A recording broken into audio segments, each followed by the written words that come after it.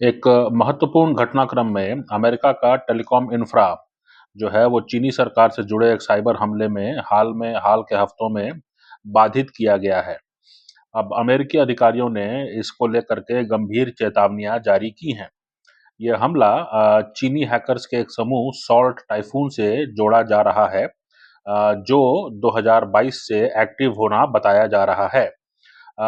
अमेरिकी अधिकारियों के अनुसार इस हमले का उद्देश्य चीनी पक्ष को अमेरिकी दूरसंचार नेटवर्क्स तक लगातार पहुंच प्रदान करना था, जिसमें प्रमुख कंपनियां जैसे कि एटी&टी, वेरिज़ॉन और ल्यूमेन द्वारा संचालित राउटर्स और स्विच जैसे उपकरणों में खामियों का फायदा उठाया गया।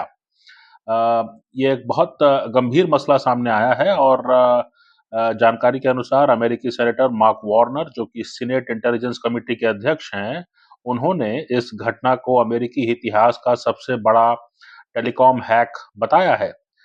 उन्होंने इसे पहले के रूसी साइबर घुसपैठों से तुलना करते हुए कहा, यह घटना उन घटनाओं की तुलना में बहुत बड़ी है, जिसे उन्होंने बच्चों का खेल बताया था।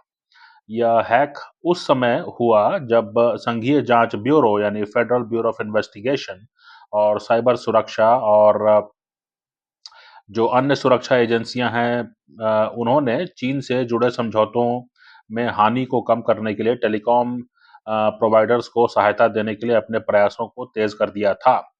इससे पहले हमले वॉशिंगटन में राजनीतिक या सरकारी भूमिकाओं में शामिल व्यक्तियों को लक्षित करते हुए किए गए थे, जिनमें 2024 में राष्ट्रपति चुनाव में उम्मीदवार भी शामिल थे। सौर टाइफून हैक की व्यापकता। सौर टाइफून ने साइबर सुरक्षा उत्पादों की तकनीकी खामियों का फायदा उठाया, जिसमें बड़े संगठनों को सुरक्षा प्रदान करने के लिए डिजाइन किए गए फायरवॉल्स भी शामिल हैं। एक बार लक्षित नेटवर्क में घुसने के बाद हमलावरों ने पारंपरिक उपकरणों और तकनीकों का उपयोग करते हुए अपनी पहुंच का विस्तार किया, डेटा निकाला और बिना पहचाने छिपे रहे और भविष्य के उपयोग के लिए मालवेयर भी लगा दिया। एफबीआई ने बताया कि इस हैक ने चीनी संस्थाओं को व्यापक रिकॉर्ड एकत्र करने में सक्षम किया, जिसमें यह जानकारी भी शामिल थी कि किसने कब, कहां और किससे संपर्क किया। कुछ मामलों में हमलावरों ने फोन कॉल और टेक्स्ट संदेशों की सामग्री तक पहुंच बना ली थी। सॉल टाइफून ने उन निजी बैकडोर्स को भी हैक किया जो टेलीकॉम कंपनियां कानून प्रवर्तन निगरानी के लिए प्रदान करती हैं। ये ही पोर्टल्स अमेरिकी खुफिया एजेंसियां विदेशी लक्ष्यों की निगरानी करने के लिए इस्तेमाल करती हैं।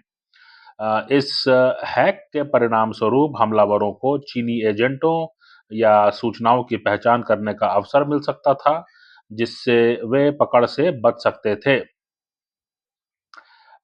इसके बाद जो है सॉल्ट टाइफून का जो ग्लोबल इम्पैक्ट है, तो ये बताया जा रहा है कि सॉल्ट टाइफून की गतिविधियां सिर्फ अमेरिका तक सीमित नहीं रही हैं। साइबर सुरक्षा फर्म ट्रेंड माइक्रो द्वारा किए गए शोध के अनुसार इस समूह ने हाल के वर्षों में वैश्विक स्तर पर महत्वपूर्ण अवसंरचना को हैक किया है। अमेरिकी अधिकारियों ने इन निष्कर्षों की पुष्टि की है, जिससे हमले के वैश्विक प्रभाव पर चिंता बढ़ गई है। अब ये जो बताया जा रहा है कि चीनी अधिकारियों ने इस साइबर हमले में शामिल होने से इनकार किया है और दावा किया है कि उन्होंने अमेरिका या अन्य देशों को लक्षित करने वाले साइबर हमलों का आयोजन नहीं किया।